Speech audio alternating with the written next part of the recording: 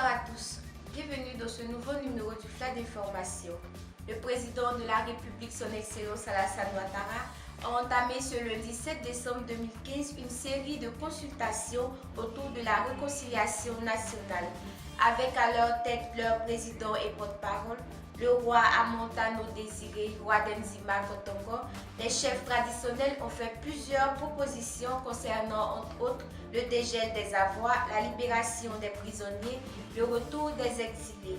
Rois et chefs traditionnels souhaitent que la latitude soit laissée aux responsables administratifs et judiciaires afin de prendre les mesures nécessaires à la décrispation de la situation des exilés. Ils ont aussi souligné que sur les questions de biens confisqués, que les protagonistes soient rencontrés et qu'une solution soit trouvée.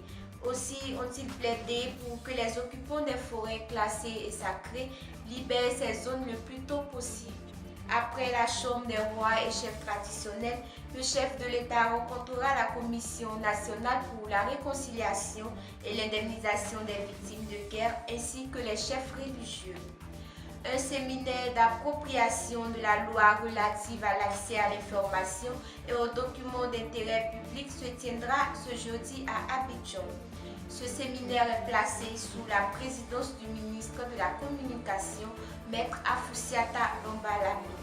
Les journalistes professionnels de Côte d'Ivoire vont être instruits sur le fonctionnement de la Commission d'accès à l'information d'intérêt public et aux documents publics au regard de la loi du 23 décembre 2013.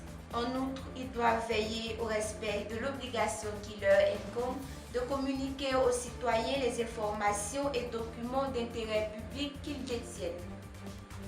Suite à la grève des agents de la SOTRA, la Direction générale a concédé au paiement de la gratification au taux uniforme de 150% et l'augmentation salariale de 8% pour les machinistes et les techniciens. La SOTRA condamne cette grève illégale qui honore nullement ses auteurs.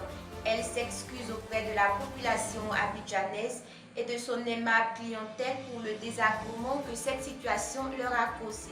Aussi, elle renouvelle son engagement à poursuivre sa mission de service public avec la plus grande responsabilité dans l'intérêt des Abidjanais. Sport.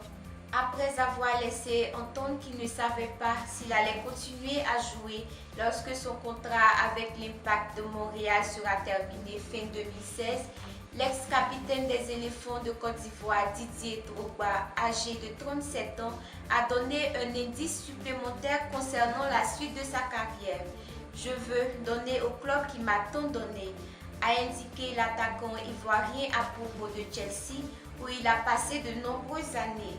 « J'ai un accord avec les dirigeants, pourquoi pas pour être manager ou bien directeur sportif, responsable de l'académie ou conseiller auprès des attaquants. » Plus d'informations dans les jours à venir.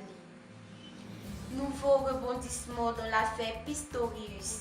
Assigné à résidence chez son oncle à Pretoria, Oscar Pistorius, reconnu coupable en appel du meurtre de sa compagne, va faire appel de ce jugement, a annoncé son avocat. La Cour suprême d'appel a requalifié son crime en meurtre jeudi dernier, ce qui est passible d'une peine allant de 15 ans de prison à la réclusion à perpétuité, alors qu'il avait été condamné à 5 ans de prison. Le Sud-Africain, repassé aujourd'hui au tribunal pour demander sa mise en liberté, a eu gain de cause et ne retournera donc pas en prison. C'est tout pour ce flash d'information. Restez connectés sur Dunia.